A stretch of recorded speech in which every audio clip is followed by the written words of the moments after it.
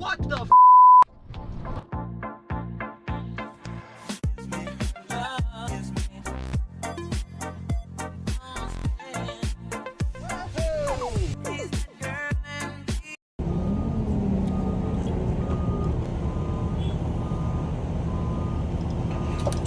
Let's see if it's got an odor. No, not at all. But you can actually see right here. So there's your beach sand. There you go. That's the water line right there. I hear a bing. 27,931 miles. Oh, she fired right up. 1,800 out the door for a 27,000 mile, one owner, dealer maintained SRX, as flawless as one can be. And there's nothing wrong with it, as far as I can tell. Well, unfortunately, I'm already seeing some evidence of water. So I am gonna have to pull the carpet. All right, so it's been a few days since I picked up this beautiful 27,000 mile SRX, and I wanna continue the remediation, getting the salt out of this thing. So today I'm gonna go ahead and pull out the carpet, clean the floors, clean the carpet. Being that it's already mid-late day, it's not gonna be able to go back in today. It's gonna have to dry at least overnight. I at least wanna get this done. More importantly, get the salt off of the floor of the vehicle, the actual metal floor. So it should be pretty straightforward because this was not in that deep of water. Seats are working, stuff like that.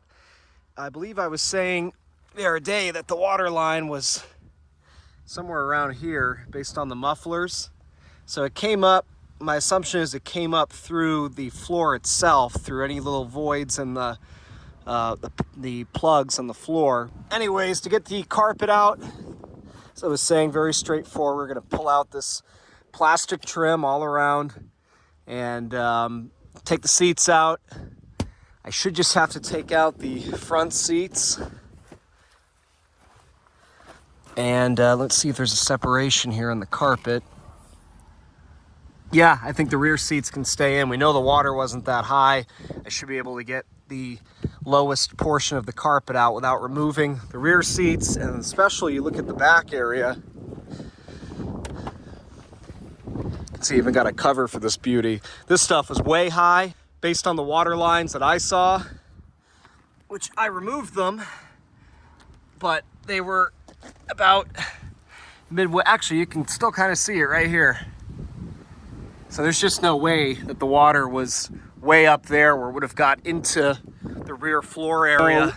I've already pretty much done the driver's side. I guess we'll take you over there quick and show you. Really, so little water got in here. So you see I've taken because I'm throwing the seawater everywhere, taking the driver's seat out and just thrown it up there because this stuff does not need to come out. The water was not even close to that height. All you got with these later 2000s GMs, they always have the front seats hook in. So you don't have any bolts in the front. That's awesome on flood cars, especially if your seat motors are dead. That wasn't the case here, but you can see it hooks in the front here. And then back here, you got these two, I think they're T47s or T50s. It's one on the side, one here. So obviously super easy to take that up and just throw it back there. It's very sectionalized, the carpet, which I like a lot. Makes it easier to get it out of the car when you clean it, to just hang it up somewhere. When it's one giant carpet, it's a nightmare, the weight of it and just trying to get it out of here. So I've taken out this front section, and you can see there's still this sound deadening material. I also had to remove, there was an HVAC duct here. This stuff is dry as a bone. What was wet was just the corner of this. You can see it's like nasty. But that's like way interwoven up into there. And, you know, again, I think at most just this bottom part got wet. So I'll just clean that in the car. I'll clean this first and then I'll clean the floor afterwards. But I'm not gonna go pull all this out just for this one little corner. And back here, like I was saying, this is definitely wet and I'm gonna have to, and I'm working on it. I've already got the bolts undone. I might undo a little bit more just to be able to lift this a little bit more and get the carpet out. It's a good time, never mind the flood, a little soiled for a 27,000 mile carpet, so we'll make it look brand new again. I think they had their grandkids come visit and stuff, because you can see, I mean, one of the grandkids must have had an accident over here. Hopefully not the fecal kind. Bolts can sometimes be totally seized up, and it turns into an all-day event. Thankfully, that wasn't the case here. Came out with no trouble at all. And you can see even here, you still got your factory quality control markings. I just love seeing that stuff, but no rust. That water just barely got into this interior. So now that I've got those undone,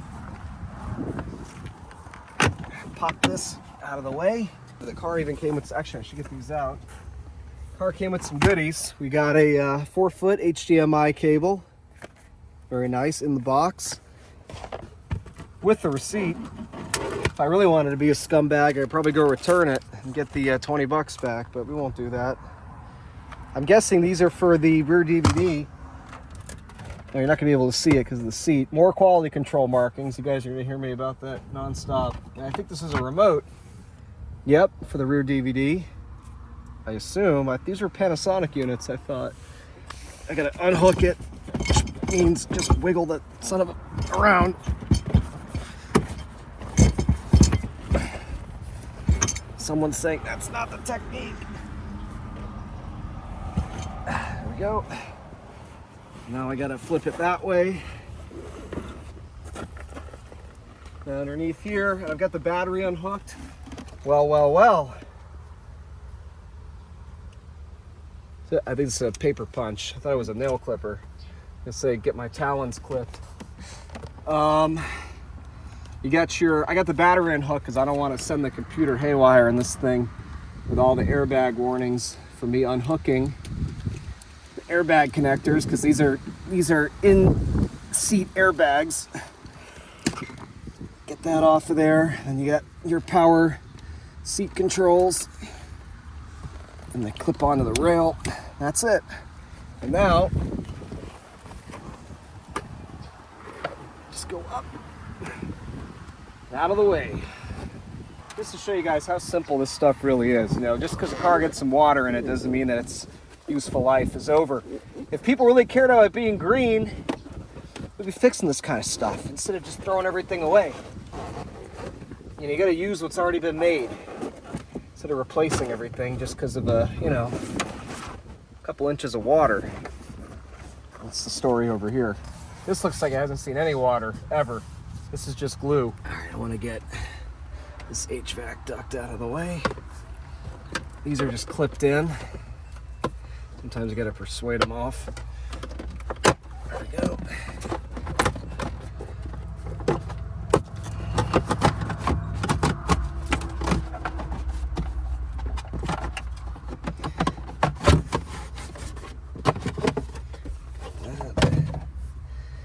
All right, now I got harness clip. I don't have my trim tool right now, and I don't feel like going to look for it.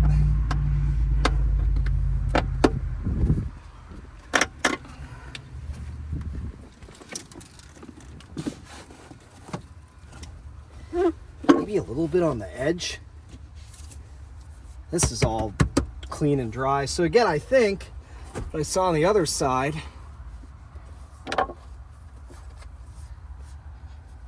it seems like the water might have just got through here a little bit.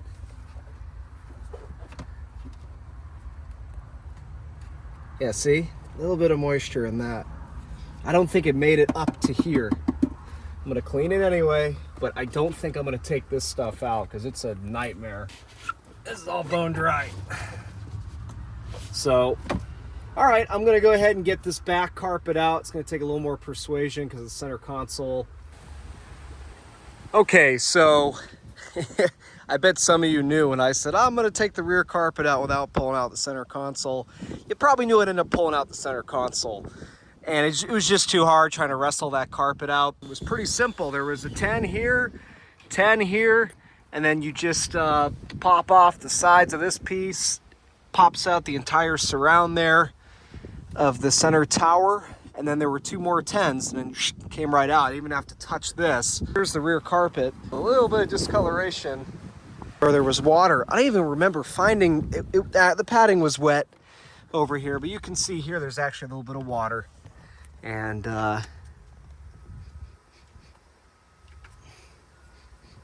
doesn't distinctly smell like seawater, but based on what was on the GPS as the home address, this thing was on the water, on the ocean, Sarasota. If this had been flooded just a little bit deeper, how close to disaster it would have been. And it's always repairable. I've done it a million times. Just change out your fuse boxes. Usually your harnesses are fine, but thankfully that's not the case here. You got these fuse boxes here hidden behind the carpet. Neither of them got wet. And so what I'm going to do, as I said, is wipe all this down real good with distilled vinegar. Sometimes I've pulled this material off here and cleaned underneath it. But what I tend to find is when I start pulling it back, and here you can see I already pulled it back and the water went to it, but generally I find that the water doesn't get through this. It's so well sealed, and you can see there's areas where I suppose it could have, but I know the water wasn't up here, for example. So in this case, I think I'm going to leave it. And what I do with most of my flood cars, 2-3 months after I remediate, I'll pull the carpets up and check everything out, see if there's any corrosion starting. And I'll do that usually a few more times. And after a year, if you're not seeing anything, at least on the inside, you're not going to see anything. You see, for sound deadening, they fill the rocker, whatever you want to, I guess that structure there of the unibody, it's your rockers on the outside, but they fill that with spray foam insulation. When I get my salt away, I'll spray it in there into the rockers, but the water wasn't that high. I hate to add water into places where it doesn't belong and where it probably didn't even get to. You know, these are the tough calls you got to make with these flood cars. How crazy do you go? Each flood car is different. Every scenario is different. How salty was the water? Where exactly did it get in? I mean, you can see how much taller the floor is in the front of this vehicle, and it slopes way down in the back, which, all right, forgive me if you hear my neighbor's crappy music blasting in the background. So here we are, next day. Yesterday, I stripped out the carpets from the SRX, and today I'm cleaning them. I taught Anthony at Specialty Motor Cars everything he knows about carpet stripes. No, I'm just kidding, but I got the stripes going on, and what I use is, for the areas where there's no soiling and I just want to clean it or light soiling, I use laundry detergent. And then for the tougher areas, I'll use something like Tough Stuff. On this particular section of carpet, you can see there's some soiling right here, and I did my best with it. It's a balance of getting out the soiling and also not destroying the quality and the carpet fiber. If you're really scrubbing the hell out of an area, you're going to break it down. So I did the best I could there. It's better. It's not perfect. Looks a heck of a lot better. The car never had an odor to it. It was clean smelling when I got it, but they're definitely even cleaner now. So now I'm going to go ahead and put that out in the sun and let that dry. I got to do the driver front carpet, which is the same size, a lot more soiled, obviously the worst of all the carpet, as you'd expect. That's going to give me a bit of a fight. And then we get the big long piece of the back seat. Look at how soiled this area is where you rest your foot. You can already see the dirty water coming out. And you know, it's a balance. You can't blast it with so much pressure, you destroy the carpet. So you kind of have to find that sweet spot of pressure and the distance of the nozzle from the carpet where you're not going to destroy it. You can see all that nasty water. I got to put my damn goggles on, as a matter of fact, because it's already splashed. All right, so how do you folks think I did? I definitely reduced the soiling dramatically over there. I was able to reduce that stain a fair amount and over there, but not completely get it out. And I tried like hell. I scrubbed, pressure washed with the Tough Stuff, both dry and wet, extracted. You know, you do the best you can, but I'm happy with it. It's got those nice carpet streaks. It's going to go out and dry. And I got the back carpet, which I think is going to be the worst one. I think if I remember right, I had the most staining and also just from things spilling on it. And also it's huge compared to this. So here we go. Okay, as I thought, back carpet, definitely the worst. Obviously here we really got something. Somebody after Taco Bell did not make it home. That's going to be I mean, fortunately, that's fairly well hidden behind the seat. Do the best I can. You're not really going to see it. I mean, man, this will be tricky. So let me see. It's dark, but I did want to show the after on the rear carpet. I'm happy with it. You can see my nice specialty motor cars, carpet stripes, streaks, whatever you want to call them. I got most of the minor soiling out. Like, remember that area there was really dark and soiled. There's still a stain of some sort, but the soiling's gone. And that's the most important thing to me, that you know the carpet's clean, it feels clean, there's no dirt. Stains are stains, but it's not dirty, that's for sure. Did the best I could with those. They're certainly better than they were, but they're still very much there. Unfortunately, it ended up getting cloudy and rainy, and I had to bring this in. The two front carpet bits pretty much got dry. They're still a little bit wet, not horrible. They'll air dry out here just fine. This one I especially honed in on in terms of neutralizing salt. I hit it real good with Salt Away. You know, this is where the salt water was all sitting that did get into the interior. There's the car right there, covered up. She's very special. She gets VIP treatment. That's my VIP parking. This stuff will go in once it's dry, and I'll button the inside back up. I've washed it 3 times underneath thoroughly, but I'll hit it with that Salt Away, pressure wash it one more time, and as far as I'm concerned, it's remediated. So it's about that time. I really went to town washing the undercarriage. I did multiple rinse outs with Salt Away. I even got, you know, really up into every possible access hole for the frame. Sprayed down into here, even popped this guy out so get down the rocker panel. Now you see I'm out here working in the dark. I already put the rear carpet back in, put the HVAC vents back in. You guys saw it come apart. It's real simple. This obviously is going to get bolted down. The seats will, once I get this carpet the rest of the way fitted and this tucked in over the carpet and stuff, the seats will go hook back in, bolt them down in the back.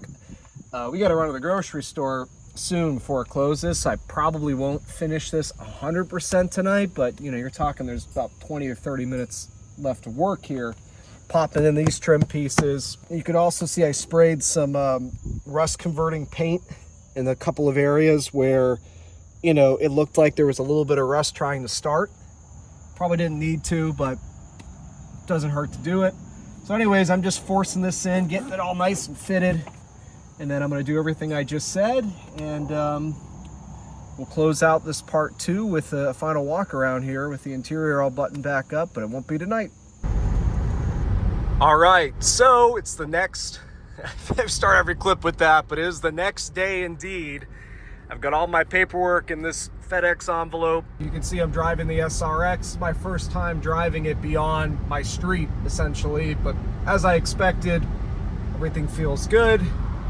And I'm on my way to do the rebuilt inspection.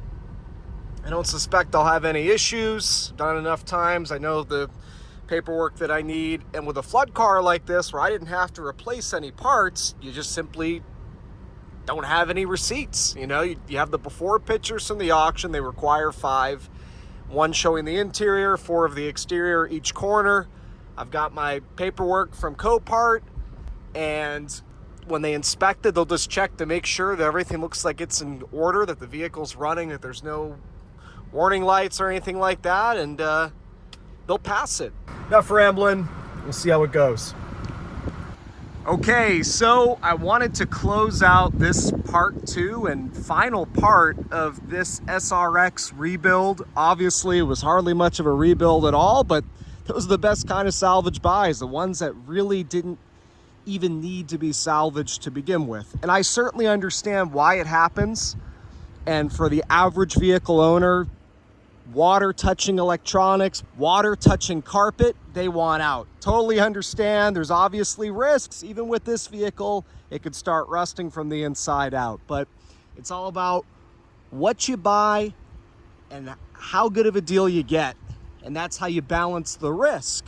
And in this situation, I feel like it's extremely low risk for me. At this price point, let's just go with the doomsday mindset that this thing's gonna rot to dust after a few years.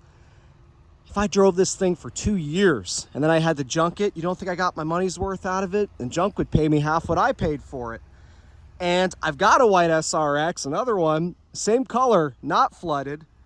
And that was my thought process with this. I bought it blind, obviously. I didn't see it. That's the case with all these flood cars. You can't preview them. Wow, look at that sun hitting it now. And I figured, well, you know what? If this thing has a locked up engine or some other major issue and I don't feel like fixing it, I can just put some of these parts on my 100-something thousand mile SRX. The wheels and tires, the sport bumpers, some of the interior bits. So it was a zero risk buy for me. And that's, again, how I buy these flood cars. Obviously, I assess based on the pictures and based on even the age of the vehicle. You know, the older the vehicle is, the less electronics, the more simple it's going to be to get back on the road generally than something more modern that has a whole CAN bus system with 20 different modules for everything. This is kind of in between. I mean, this has got modules, driver door modules, stuff like that, that something 10 years older wouldn't have had necessarily. But again, you could tell just by looking at the pictures on this one, my assessment based on the pictures was correct. They never connected the battery. The thing barely saw any water. And here she is today. So I'm not going to ramble.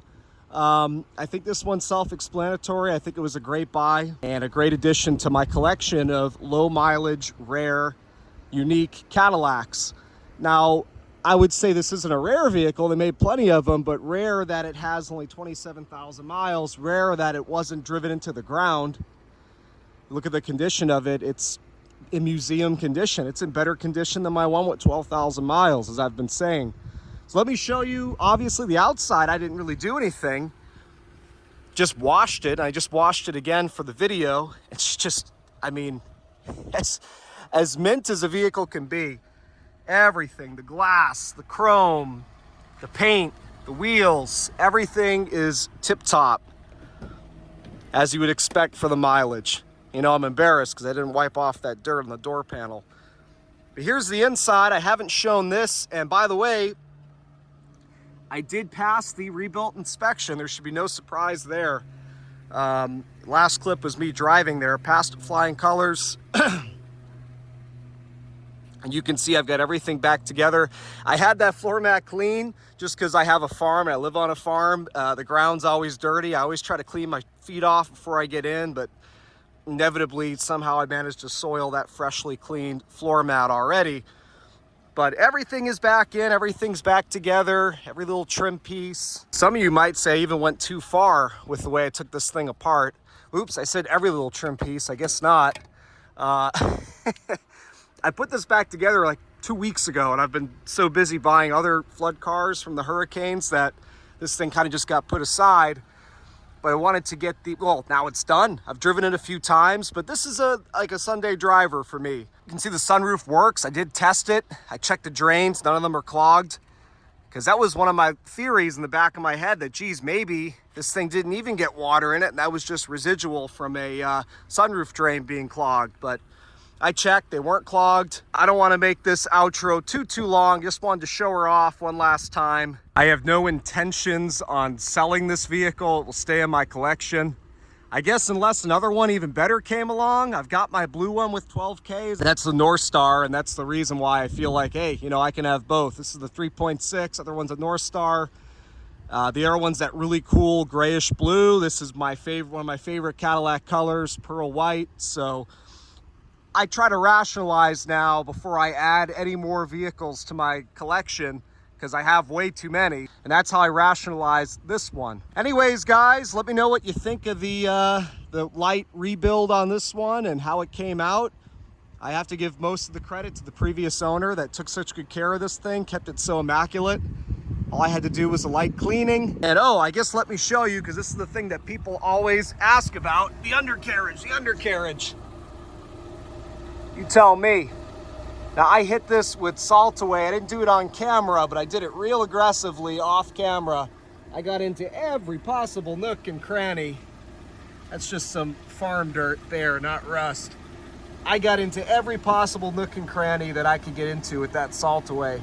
Now, obviously, there's already some surface rust. It was there before I cleaned it, and it might have even been there before the flood. Who knows? But certainly that is nothing to worry about in the grand scheme of things. But I got into every nook and cranny of that frame. I don't expect to see any further corrosion development on this vehicle. All right, guys, it's a beautiful day. I've got that sunroof open. I'm gonna go enjoy it. Thank you so much for watching, and keep an eye out for more flood cars.